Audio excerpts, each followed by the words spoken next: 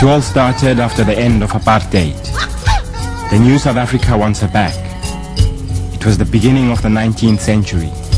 She was a young woman coming from far away. She's been both a servant and a great attraction. She's been both a Venus and an exotic freak. A cartoon and a song, a vaudeville and a book. She's been a woman and she's been an ape. How could the same person play so many different parts? She was like a beast, drawn, measured and chopped, then preciously preserved in a French museum. Even in death, she was given no rest. Now she is in Paris, at the Musée de l'Homme. In case number 33, they keep her skeleton. Why is she considered a symbol? Her name is Sara Baartman, and this is her story.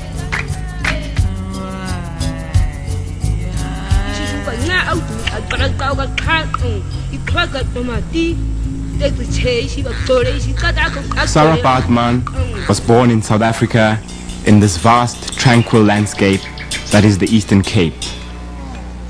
She belonged to the Khoi, a nomadic people who had roamed freely across this land for centuries. From north to south, east to west, they wandered in search of greener grazing pastures for their livestock. They lived in caves on which they recorded their lives and history.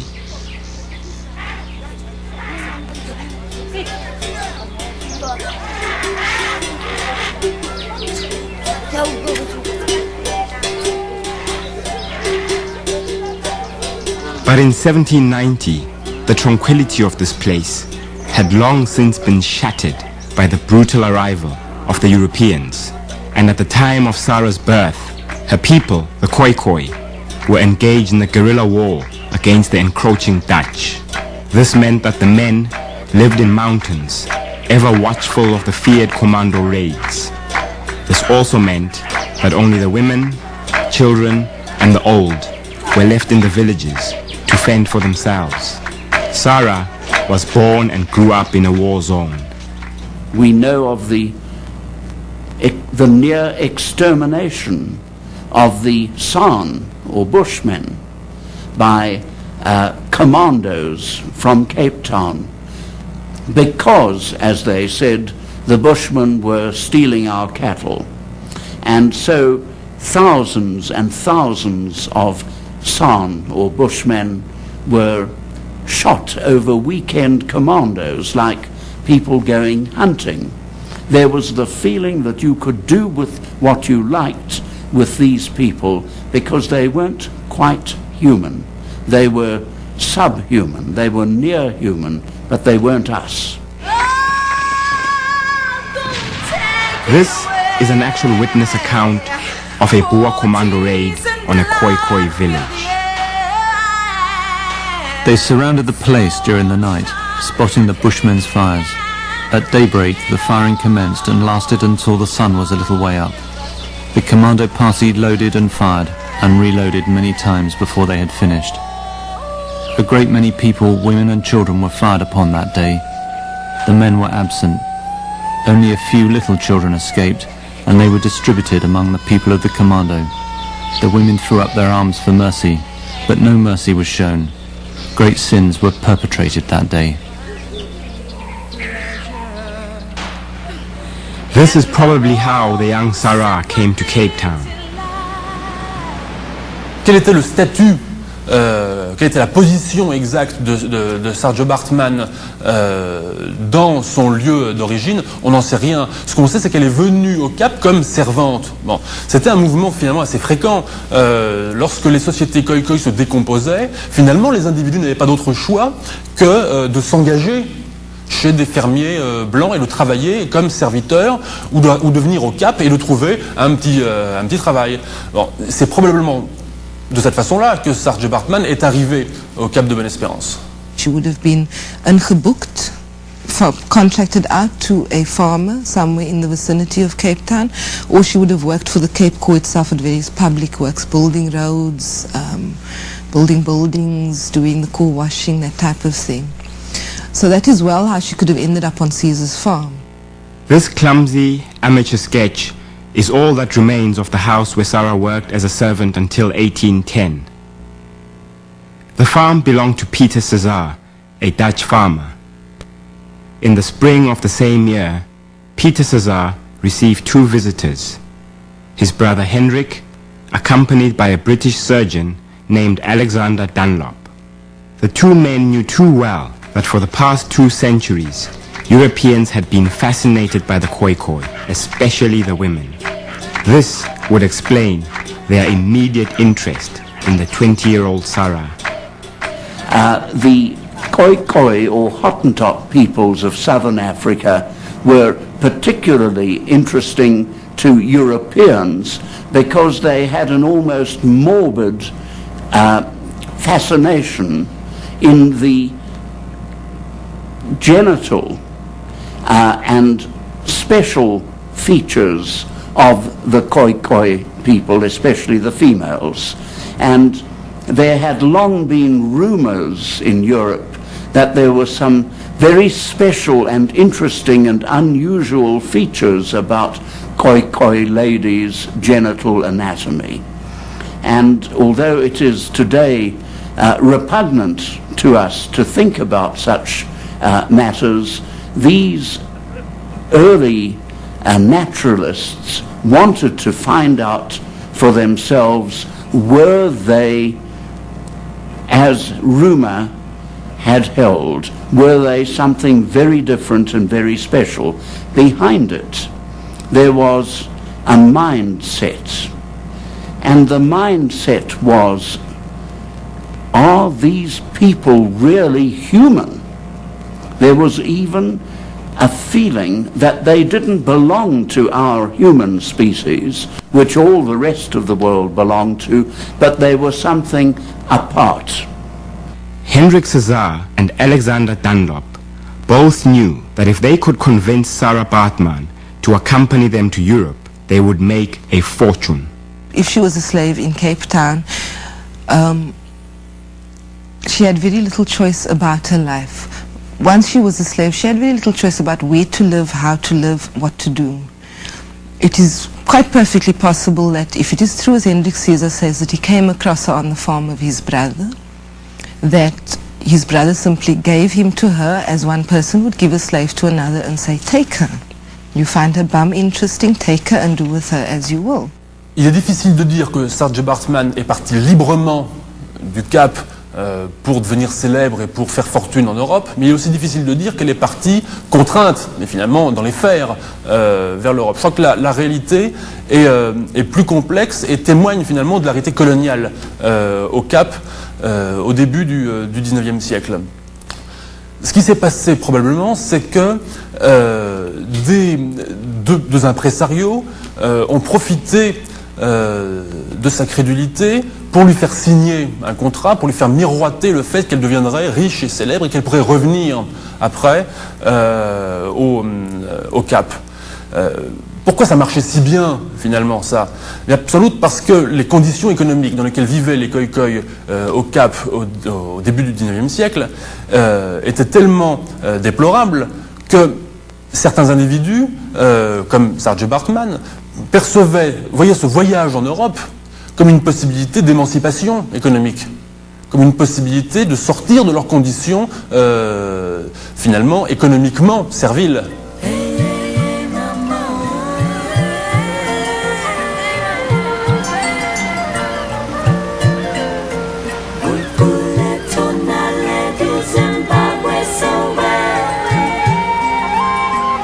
On the 20th of March 1810, Sara Baartman, Hendrik Cesar and Alexander Dunlop boarded a ship bound for England.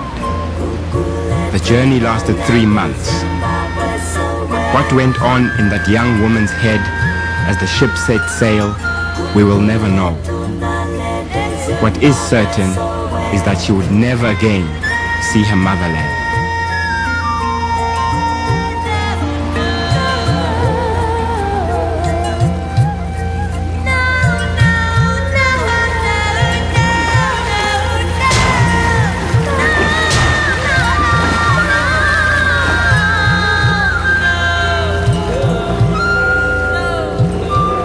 Sara Baartman arrived in London in June 1810.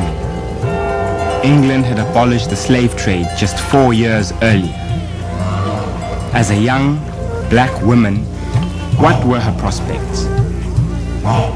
When Saatchi turned up in this country, the black population was still mostly living in London and the seaports in various states. On one hand, you can say that the majority of the black people here were of the status which is known as slave servants, that midpoint of servitude, and that's just a fact. On the other hand, you can look at the writings of a noted socialite like Mrs. Hester Piozzi, who noted 8 years before Saatchi turned up in London that there were black ladies in all their finery in the pit at the opera, attending the opera house. At the same time, she also noted black children playing in the squares with their nurses. So although there was a concessionary number of black people who managed to move through society with relative ease, the majority of the community were in some sort of servitude or some sort of beggary. Uppermost in Hendrik Cesar and Alexander Dunlop's minds was to profit from their rare specimen. They approached William Bullock, the keeper of the Art and Natural History Museum. They offered to sell him Sara Baartman and a giraffe skin. Bullock bought the giraffe skin but refused to buy Sara. Apparently Dunlop panicked and asked Cesar to buy him out of their deal. Cesar, believing he was onto a huge money spinner, began to put his plan into action. They thought she was a freak because she was different from English women or Scottish women, women in the British Isles whom they knew well. She was different because she had a larger buttocks than one would find in most British women, and for this they considered her to be freakish. If you were looking at her in Khoi society in the Cape, you would have said, oh, there's nothing special about her. She is a member of her population, no different and not freakish at all. Sara Baartman's appearance in London was the first physical confirmation of this semi-mythical phenomena which had been in the minds of English travellers and French travellers even more so for nearly 200 years. They knew this was odd, but this was the first exhibit, and it was a time, as I say, when we were looking for whatever was new. Piccadilly was even then a popular entertainment area in the big metropolis. Of all the various thrills on offer, freak shows were the biggest attraction. Freak shows really started in royal courts. Anything that was different in any nation was taken to the king. We've got them recorded in France in the 1400s. Queen Henrietta Maria in this country had a dwarf who was 18 inches high as her jester. And if you look at Velázquez paintings, the imperial court of Spain and Portugal kept dwarfs who used to play with the royal children, but they were also royal jesters. Now inevitably, such people sought income outside the court. They often weren't paid inside the court. And what they did was simply to take to fairs and circuses. We exhibited sapient pigs, sapient horses, fleas that could fight, women who were bears, bears who were women, pigs dressed up as women. Anything went. You could not imagine anything in your mind that was not horrific enough or outlandish enough to be exhibited in return for money. On the 20th of September 1810, Hendrik Cesar published an advertisement in the Morning Post. Just arrived from the banks of the river Hamtus on the borders of the Kafraria in the interior of South Africa, a most correct and perfect specimen of that race of people. From this extraordinary phenomenon of nature, the people will have an opportunity of judging how far she exceeds any description given by historians of that tribe of human species. She has been brought to this country at a considerable expense by Hendrik Cesar. Sara Baartman's show, at 2 shillings per head, was an immediate success. Every day, from 1 p.m.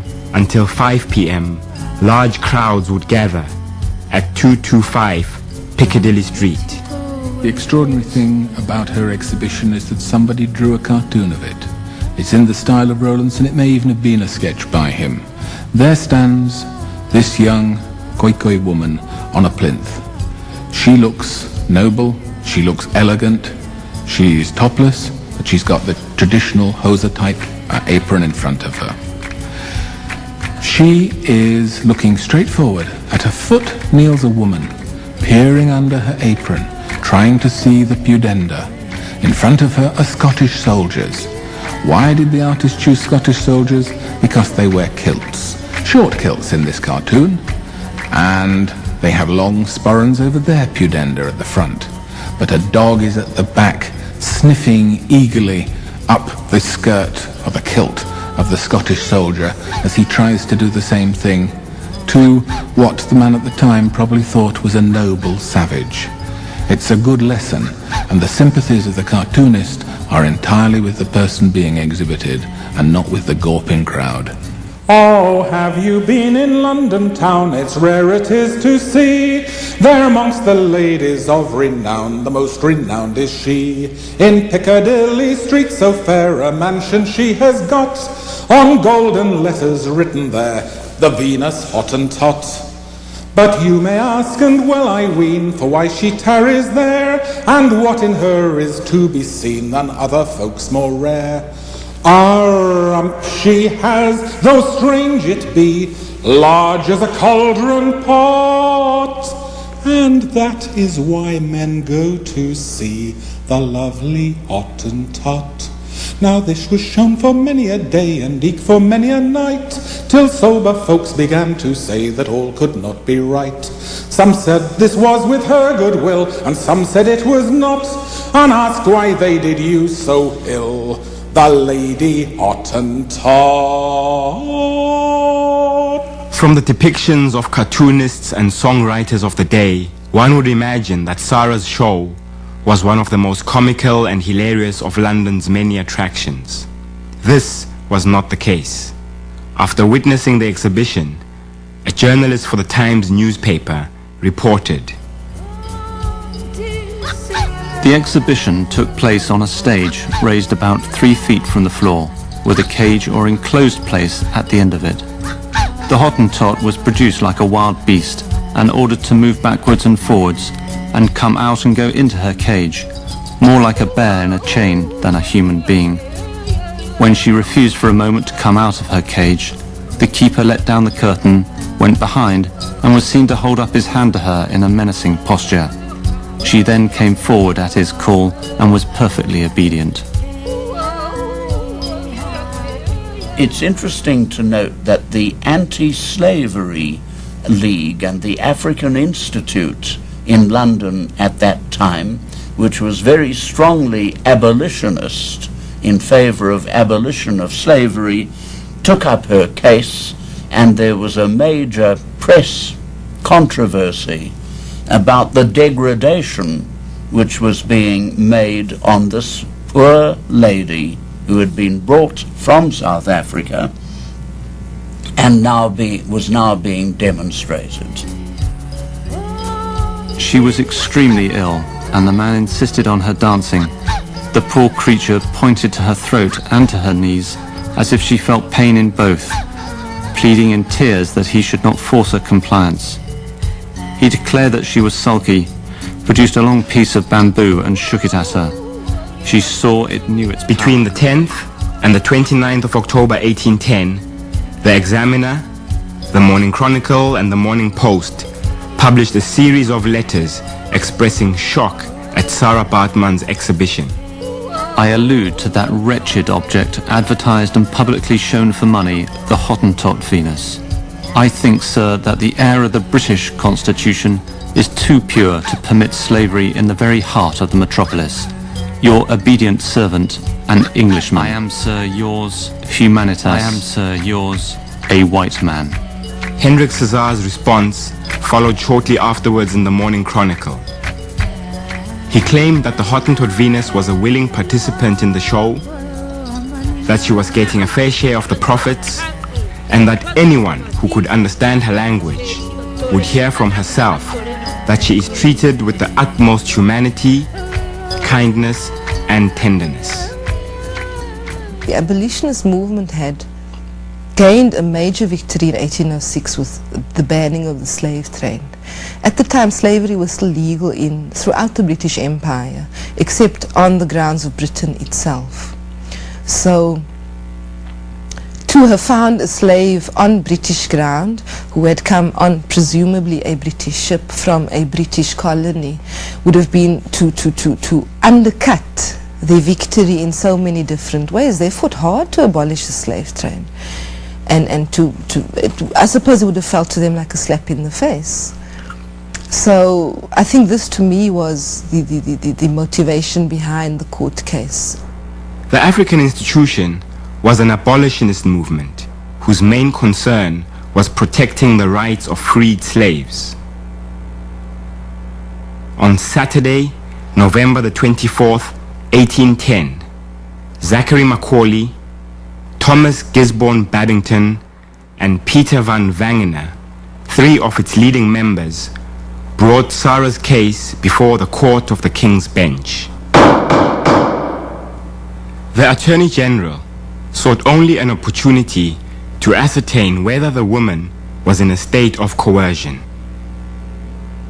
He stated, "Before we can remove her from her present situation, we must be satisfied that she is an object capable of making an election." These then were the issues to be resolved with Sara Baartman, the Hottentot Venus.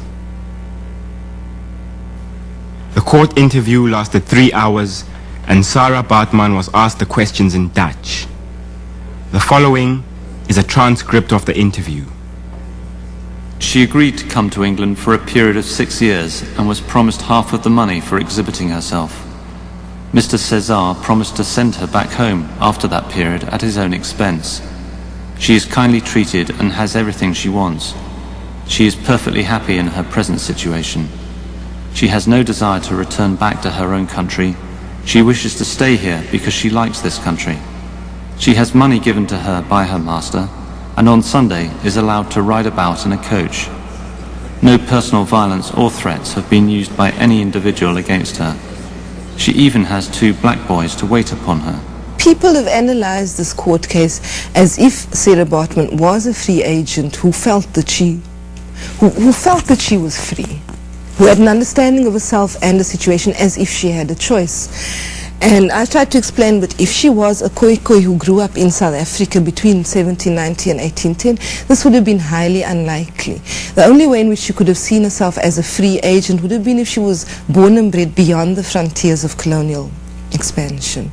I believe that Saatchi was pressurized by Hendrik César, primed and cued to give these specific answers, such as A, stating her happiness to be in Britain, and B, her contentment at being with César.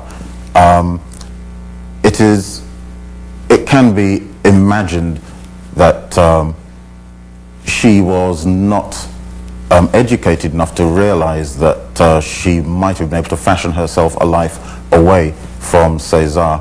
Now, we don't really know what sort of influence that César exerted over Saatchi, but she did make these utterances, and the court stood by those decisions.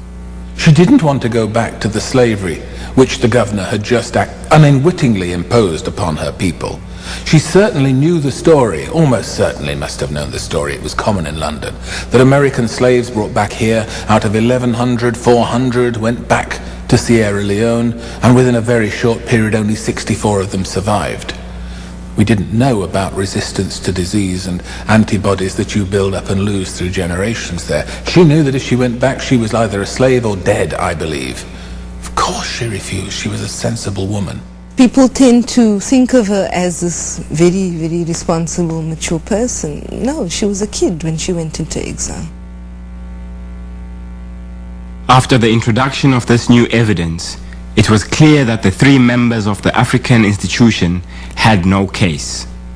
Lord Ellenborough, the presiding magistrate, summed up the case by saying, "If any immodest or indecent exposure of this female stranger should take place, those who have the care of her must know that the law would direct its arm with uplifted resentment against the offending parties." He then declared the case closed.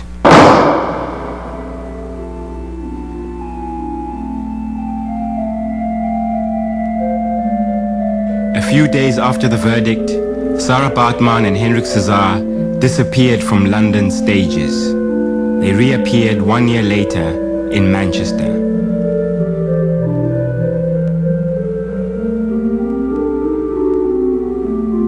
Fortunately for Sara, this wasn't another sordid exhibition. She was baptized on the 7th of December, 1811.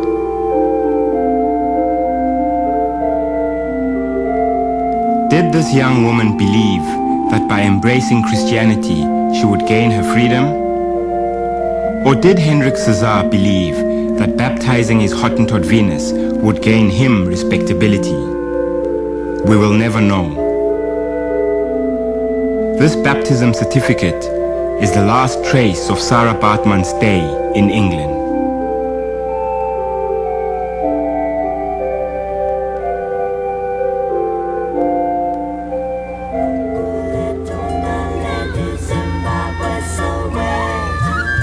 It will be nearly 3 years later that Sara and Hendrik Cesar reappear. In 1814, they left England for France. Why did Sara accompany Cesar? Was she under the illusion that she was returning home?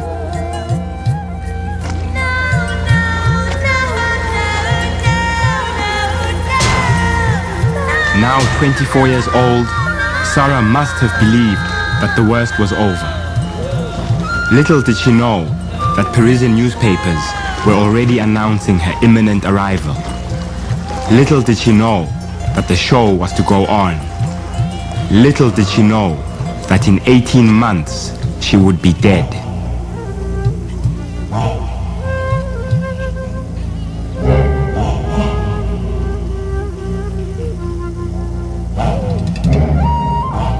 Sara Baartman est la première femme khoikhoi, le premier khoikhoi qui arrive en France. Il y avait déjà eu d'autres khoikhoi ailleurs en Europe à l'époque antérieure, mais en France, c'est la première khoikhoi. C'est évidemment pas la première africaine à arriver en France. Il y avait déjà toutes sortes d'Africains en France à cette époque-là. Il faut comprendre le contexte, cependant. Hein. L'esclavage n'était pas aboli, il était loin d'être aboli encore en France à cette époque. Le contexte politique, c'est un complexe très trouble.